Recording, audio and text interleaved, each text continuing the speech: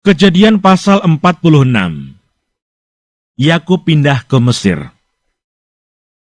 Jadi berangkatlah Israel dengan segala miliknya, dan ia tiba di Berseba. Lalu dipersembahkannya korban sembelihan kepada Allah Isa ayahnya.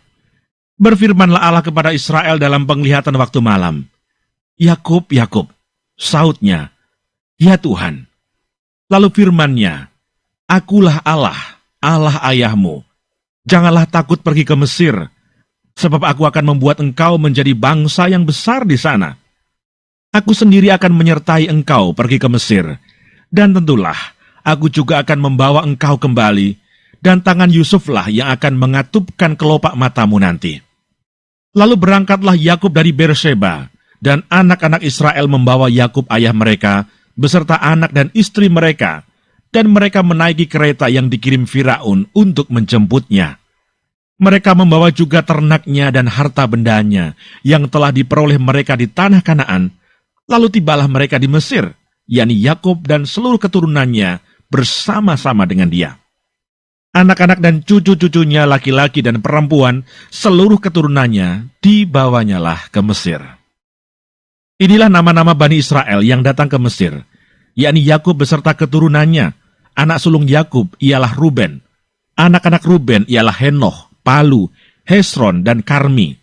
Anak-anak Simeon ialah Yemuel, Yamin, Ohad, Yakin, dan Sohar, serta Saul, anak seorang perempuan Kanaan. Anak-anak Levi ialah Gerson, Kehat, dan Merari. Anak-anak Yehuda ialah Er, Onan, Shelah, Peres, dan Serah. Tetapi Er dan Onan mati di tanah Kanaan, dan anak-anak Peres ialah Hesron dan Hamul. Anak-anak Isakar ialah Tola, Pua, Ayob, dan Simron. Anak-anak Sebulon ialah Seret, Elon, dan Yahlel. Itulah keturunan Lea yang melahirkan bagi Yakub di Padan Aram, anak-anak lelaki, serta Dina juga anaknya yang perempuan. Jadi seluruhnya laki-laki dan perempuan berjumlah 33 jiwa. Anak-anak Gad ialah Sifion, Hagi, Shuni, Esbon, Eri, Arodi, dan Areli. Anak-anak Asher ialah Yimna, Yiswa, Yiswi, dan Beria. Serah ialah saudara perempuan mereka, dan anak-anak Beria ialah Heber dan Malkiel. Itulah keturunan Silpa, yakni hamba perempuan yang telah diberikan Laban kepada Lea, anaknya perempuan, dan yang melahirkan anak-anak bagi Yakub. Seluruhnya 16 jiwa. Anak-anak Rahel, istri Yakub, ialah Yusuf dan Benyamin. Bagi Yusuf lahir Manasye dan Efraim di tanah Mesir, yang dilahirkan baginya oleh Asnat, anak perempuan Potifera, imam di On. Anak-anak Benyamin ialah Bela, Beker, Asibel, Gera, Naaman, Ehi, Ros, Mupim, Hupim, dan Aret. Itulah keturunan Rahel yang telah lahir bagi Yakub, seluruhnya berjumlah 14 jiwa. Anak Dan ialah Husim. Anak-anak Naftali ialah Yahsel, Guni, Yeser, dan Shilem. Itulah keturunan Bilha, yakni hamba perempuan yang diberikan Laban kepada Rahel, anaknya yang perempuan, dan yang melahirkan anak-anak itu bagi Yakub. Seluruhnya berjumlah 7 jiwa. Semua orang yang tiba di Mesir bersama-sama dengan Yakub, yakni anak-anak kandungnya, dengan tidak terhitung istri anak-anaknya. Seluruhnya berjumlah 66 jiwa. Anak-anak Yusuf yang lahir baginya di Mesir ada 2 orang. Jadi keluarga Yakub yang tiba di Mesir, seluruhnya berjumlah 70 jiwa. Yakub menyuruh Yehuda berjalan lebih dahulu mendapatkan Yusuf, supaya Yusuf datang ke Goshen menemui ayahnya. Sementara itu sampailah mereka ke tanah Goshen. Lalu Yusuf memasang keretanya dan pergi ke Goshen mendapatkan Israel ayahnya. Ketika ia bertemu dengan dia, dipeluknyalah leher ayahnya dan lama menangis pada bahunya. Berkatalah Israel kepada Yusuf, "Sekarang bolehlah aku mati, setelah aku melihat mukamu dan mengetahui bahwa engkau masih hidup." Kemudian berkatalah Yusuf kepada saudara-saudaranya dan kepada keluarga ayahnya itu, "Aku mau menghadap Firaun dan memberitahukan kepadanya, saudara-saudaraku dan keluarga ayahku yang tinggal di tanah Kanaan telah datang kepadaku. Orang-orang itu gembala kambing domba, sebab mereka itu pemelihara ternak, dan kambing dombanya, lembu sapinya, dan segala miliknya telah dibawa mereka. Apabila Firaun memanggil kamu dan bertanya, apakah pekerjaanmu? Maka jawablah, hamba-hambamu ini pemelihara ternak, sejak dari kecil sampai sekarang, baik kami maupun nenek moyang kami, dengan maksud supaya kamu boleh diam di tanah Goshen. Sebab segala gembala kambing domba adalah suatu kekejian bagi orang Mesir.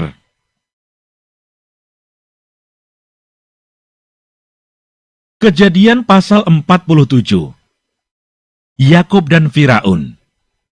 Kemudian pergilah Yusuf memberitahukan kepada Firaun, ayahku dan saudara-saudaraku beserta kambing dombanya, lembu sapinya, dan segala miliknya telah datang dari tanah Kanaan, dan sekarang mereka ada di tanah Goshen. Dari antara saudara-saudaranya itu, dibawanya 5 orang menghadap Firaun. Firaun bertanya kepada saudara-saudara Yusuf itu, apakah pekerjaanmu? Jawab mereka kepada Firaun, hamba-hambamu ini gembala domba, baik kami maupun nenek moyang kami. Lagi kata mereka kepada Firaun, kami datang untuk tinggal di negeri ini sebagai orang asing, sebab tidak ada lagi padang rumput untuk kumpulan ternak hamba-hambamu ini, karena hebat kelaparan itu di tanah Kanaan. Maka sekarang izinkanlah hamba-hambamu ini menetap di tanah Goshen. Lalu berkatalah Firaun kepada Yusuf, ayahmu dan saudara-saudaramu telah datang kepadamu. Tanah Mesir ini terbuka untukmu. Tunjukkanlah kepada ayahmu dan kepada saudara-saudaramu tempat menetap di tempat yang terbaik dari negeri ini. Biarlah mereka diam di tanah Goshen, dan jika engkau tahu di antara mereka orang-orang yang tangkas, tempatkanlah mereka menjadi pengawas ternakku. Yusuf membawa juga Yakub ayahnya menghadap Firaun. Lalu Yakub memohonkan berkat bagi Firaun. Kemudian bertanyalah Firaun kepada Yakub, sudah berapa tahun umurmu? Jawab Yakub kepada Firaun, tahun-tahun pengembaraanku sebagai orang asing berjumlah 130 tahun. Tahun-tahun hidupku itu sedikit saja dan buruk adanya, tidak mencapai umur nenek moyangku, yakni jumlah tahun mereka mengembara sebagai orang asing. Lalu Yakub memohonkan berkat bagi Firaun. Sesudah itu keluarlah ia dari depan Firaun. Yusuf menunjukkan kepada ayahnya dan saudara-saudaranya tempat untuk menetap dan memberikan kepada mereka tanah milik di tanah Mesir, di tempat yang terbaik di negeri itu, di tanah Rameses, seperti yang diperintahkan Firaun. Dan Yusuf memelihara ayahnya, saudara-saudaranya, dan seisi rumah ayahnya dengan makanan menurut jumlah anak-anak mereka. Tindakan Yusuf. Di seluruh negeri itu tidak ada makanan, sebab kelaparan itu sangat hebat, sehingga seisi tanah Mesir dan tanah Kanaan lemah lesu karena kelaparan itu. Maka Yusuf mengumpulkan segala uang yang terdapat di tanah Mesir dan di tanah Kanaan, yakni uang pembayar gandum yang dibeli mereka, dan Yusuf membawa uang itu ke dalam istana Firaun.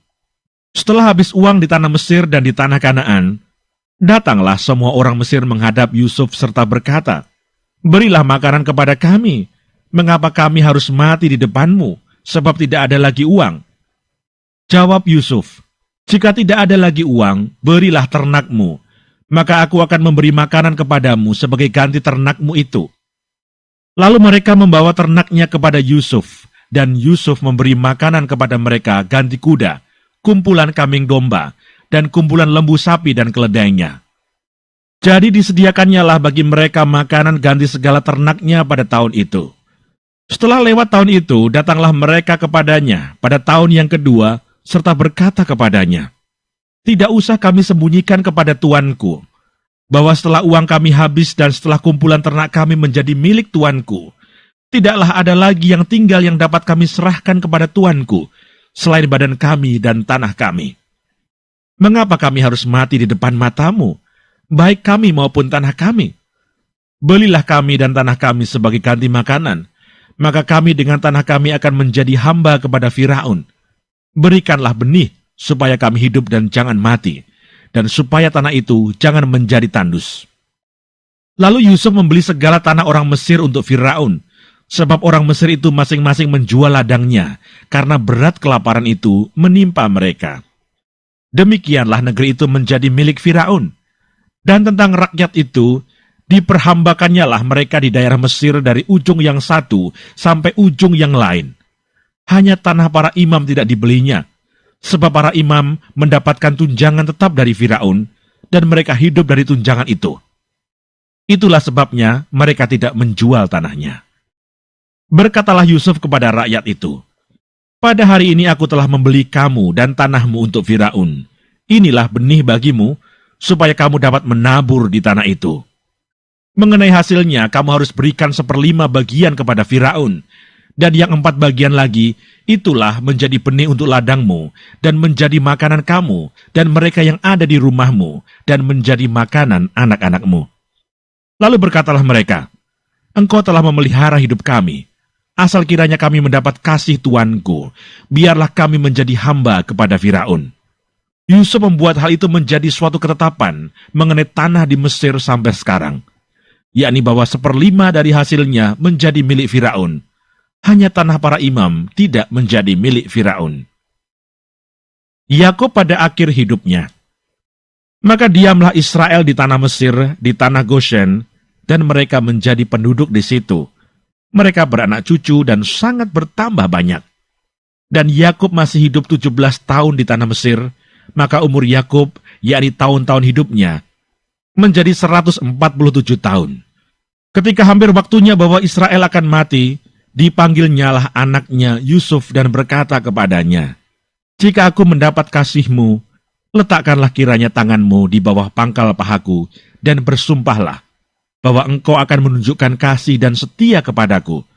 Janganlah kiranya kuburkan aku di Mesir, karena aku mau mendapat perhentian bersama-sama dengan nenek moyangku.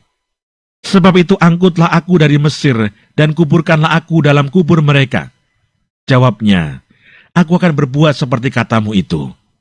Kemudian kata Yakub, "Bersumpahlah kepadaku." Maka Yusuf pun bersumpah kepadanya, lalu sujudlah Israel di sebelah kepala tempat tidurnya.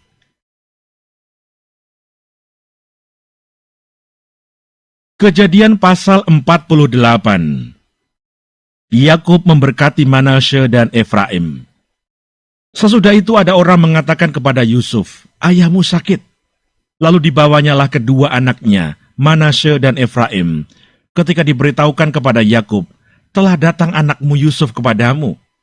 Maka Israel mengumpulkan segenap kekuatannya, dan duduklah ia di tempat tidurnya.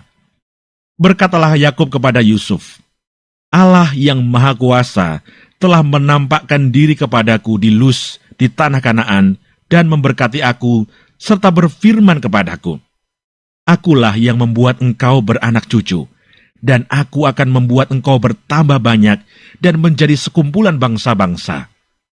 Aku akan memberikan negeri ini kepada keturunanmu untuk menjadi miliknya sampai selama-lamanya.' Maka sekarang kedua anakmu yang lahir bagimu di tanah Mesir, sebelum aku datang kepadamu ke Mesir, akulah yang empunya mereka. Akulah yang akan empunya Efraim dan Manasye, sama seperti Ruben dan Simeon. Dan keturunanmu yang kau peroleh sesudah mereka, engkaulah yang empunya. Tetapi dalam pembagian warisan, nama mereka akan disebutkan berdasarkan nama kedua saudaranya itu. Kalau aku, pada waktu perjalananku dari Padan, aku kematian Rahel di tanah Kanaan di jalan, ketika kami tidak berapa jauh lagi dari Efrata, dan aku menguburkannya di sana, di sisi jalan ke Efrata, yaitu Bethlehem. Ketika Israel melihat anak-anak Yusuf itu, bertanyalah ia, 'Siapakah ini?' Jawab Yusuf kepada ayahnya, 'Inilah anak-anakku yang telah diberikan Allah kepadaku di sini.' Maka kata Yakub, 'Dekatkanlah mereka kepadaku, supaya ku berkati mereka.' Adapun mata Israel telah kabur karena tuanya, jadi ia tidak dapat lagi melihat. Kemudian Yusuf mendekatkan mereka kepada ayahnya, dan mereka dicium serta didekap oleh ayahnya. Lalu berkatalah Israel kepada Yusuf, 'Tidak kusangka-sangka bahwa aku akan melihat mukamu lagi. Tetapi sekarang Allah bahkan memberi aku melihat keturunanmu.' Lalu Yusuf menarik mereka dari antara lutut ayahnya, dan ia sujud dengan mukanya sampai ke tanah. Setelah itu Yusuf memegang mereka keduanya, dengan tangan kanan dipegangnya Efraim, yaitu di sebelah kiri Israel, dan dengan tangan kiri Manasye, yaitu di sebelah kanan Israel. Lalu didekatkannya lah mereka kepadanya. Tetapi Israel mengulurkan tangan kanannya dan meletakkannya di atas kepala Efraim, walaupun ia yang bungsu, dan tangan kirinya di atas kepala Manasye. Jadi tangannya bersilang, walaupun Manasye yang sulung. Sesudah itu diberkatinya lah Yusuf katanya, "Nenekku dan ayahku, Abraham dan Ishak, telah hidup di hadapan Allah. Allah itu sebagai Allah yang telah menjadi gembalaku selama hidupku sampai sekarang, dan sebagai malaikat yang telah melepaskan aku dari segala bahaya. Dialah kiranya yang memberkati orang-orang muda ini, sehingga namaku serta nama nenek dan bapakku, Abraham dan Ishak, termasyhur oleh karena mereka, dan sehingga mereka bertambah-tambah menjadi jumlah yang besar di bumi." Ketika Yusuf melihat bahwa ayahnya meletakkan tangan kanannya di atas kepala Efraim, hal itu dipandangnya tidak baik. Lalu dipegangnya tangan ayahnya untuk memindahkannya dari atas kepala Efraim ke atas kepala Manasye. Katanya kepada ayahnya, "Janganlah demikian, ayahku, sebab inilah yang sulung. Letakkanlah tangan kananmu ke atas kepalanya." Tetapi ayahnya menolak, katanya, "Aku tahu, anakku, aku tahu. Ia juga akan menjadi suatu bangsa, dan ia juga akan menjadi besar kuasanya. Walaupun begitu, adiknya akan lebih besar kuasanya daripadanya, dan keturunan adiknya itu akan menjadi sejumlah besar bangsa-bangsa." Lalu diberkatinya lah mereka pada waktu itu, katanya, "Dengan menyebutkan namamu lah orang Israel akan memberkati. Demikian, Allah kiranya membuat engkau seperti Efraim dan seperti Manasye." Demikianlah didahulukannya Efraim daripada Manasye. Kemudian berkatalah Israel kepada Yusuf, "Tidak lama lagi aku akan mati, tetapi Allah akan menyertai kamu dan membawa kamu kembali ke negeri nenek moyangmu. Dan sekarang aku memberikan kepadamu sebagai kelebihanmu daripada saudara-saudaramu, suatu punggung gunung yang kurebut dengan pedang dan panahku dari tangan orang Amori." Kejadian pasal 49. Perkataan Yakub yang penghabisan kepada anak-anaknya. Kemudian Yakub memanggil anak-anaknya dan berkata, "Datanglah, berkumpul, supaya kuberitahukan kepadamu apa yang akan kamu alami di kemudian hari. Berhimpunlah kamu dan dengarlah. Ya anak-anak Yakub, dengarlah kepada Israel ayahmu. Ruben, engkaulah anak sulungku, kekuatanku dan permulaan kegagahanku. Engkaulah yang terutama dalam keluhuran, yang terutama dalam kesanggupan. Engkau yang membual sebagai air, tidak lagi engkau yang terutama, sebab engkau telah menaiki tempat tidur ayahmu. Waktu itu engkau telah melanggar kesuciannya, dia telah menaiki petiduranku. Simeon dan Levi bersaudara, senjata mereka ialah alat kekerasan. Janganlah kiranya jiwaku turut dalam permupakatan mereka. Janganlah kiranya rohku bersatu dengan perkumpulan mereka. Sebab dalam kemarahannya mereka telah membunuh orang, dan dalam keangkaraannya mereka telah memotong urat keting lembu. Terkutuklah kemarahan mereka, sebab amarahnya keras. Terkutuklah keberangan mereka, sebab berangnya bengis. Aku akan membagi-bagikan mereka di antara anak-anak Yakub, dan menyerakkan mereka di antara anak-anak Israel. Yehuda, engkau akan dipuji oleh saudara-saudaramu. Tanganmu akan menekan tengkuk musuhmu. Kepadamu akan sujud anak-anak ayahmu. Yehuda adalah seperti anak singa. Setelah menerkam engkau naik ke suatu tempat yang tinggi. Hai anakku, ia meniarap dan berbaring seperti singa jantan atau seperti singa betina. Siapakah yang berani membangunkannya? Tongkat kerajaan tidak akan beranjak dari Yehuda, ataupun lambang pemerintahan dari antara kakinya, sampai dia datang yang berhak atasnya.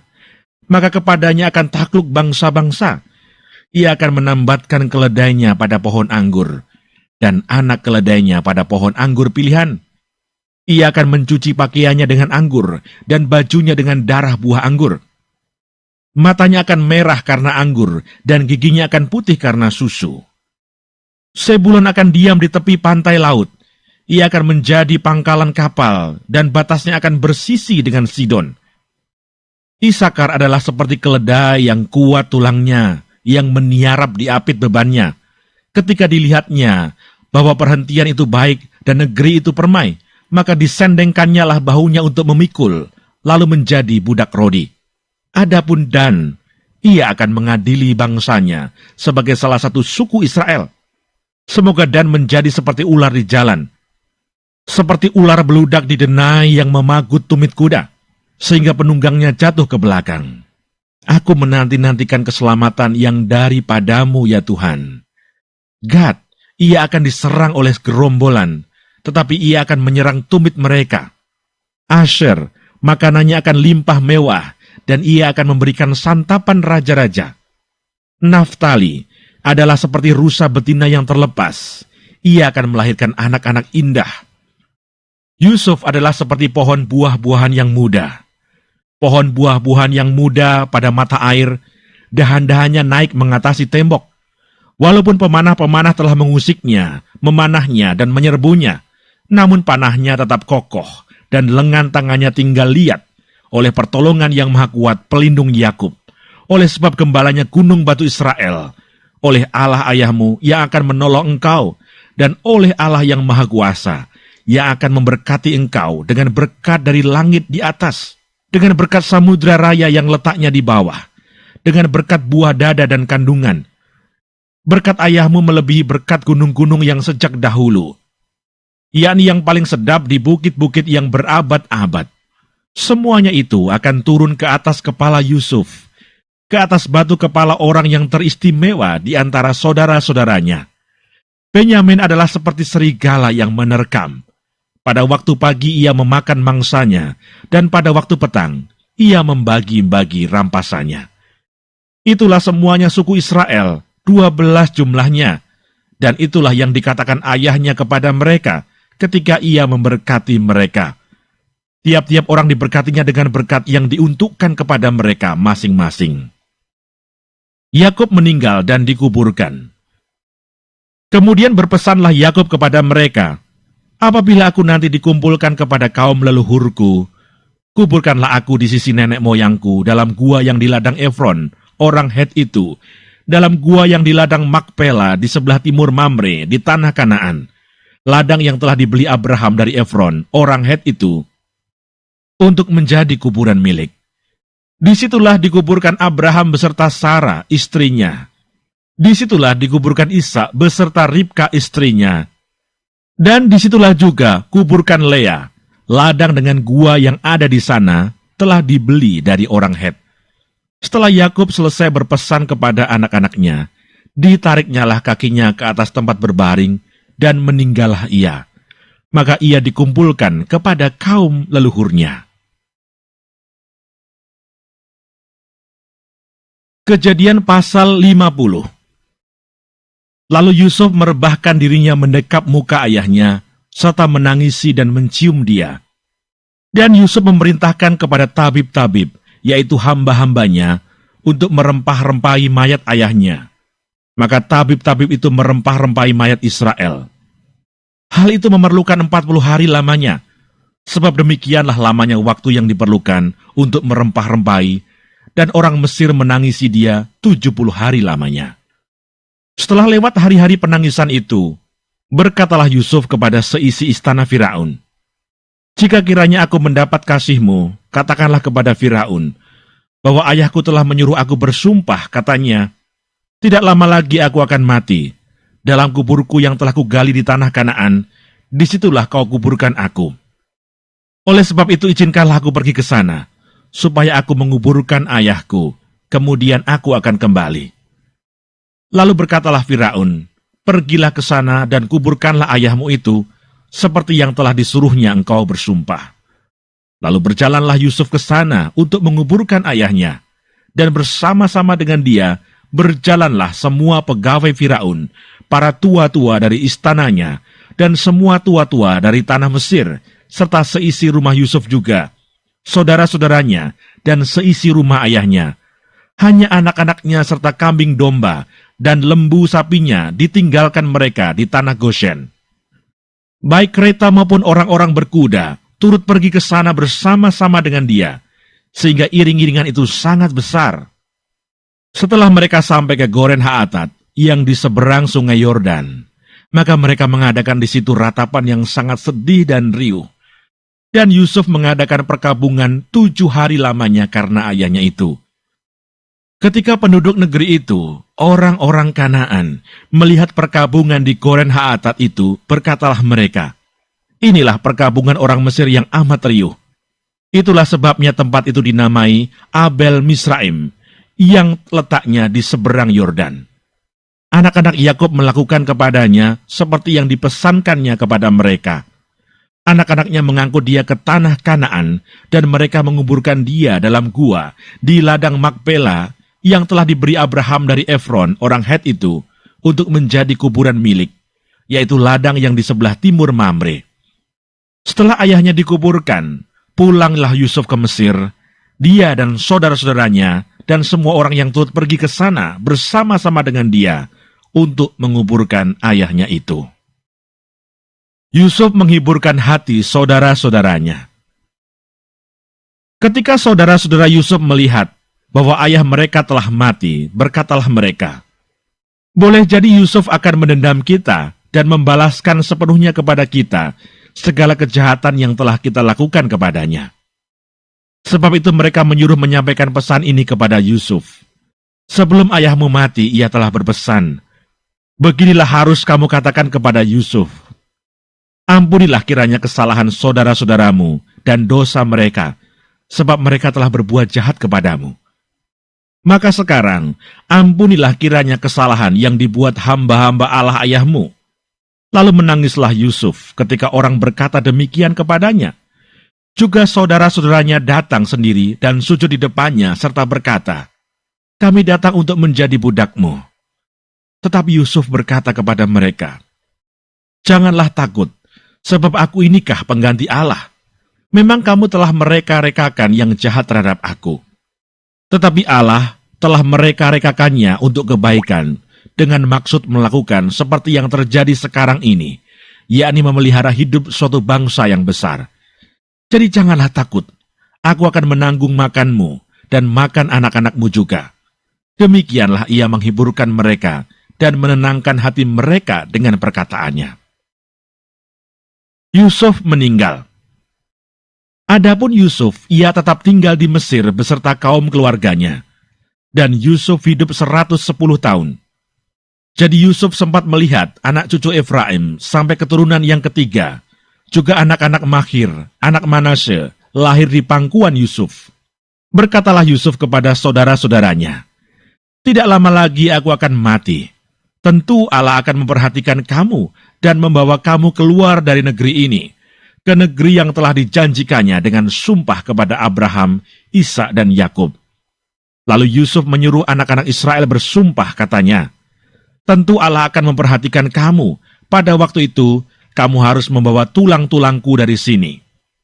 Kemudian matilah Yusuf, berumur 110 tahun. Mayatnya dirempah-rempahi dan ditaruh dalam peti mati di Mesir.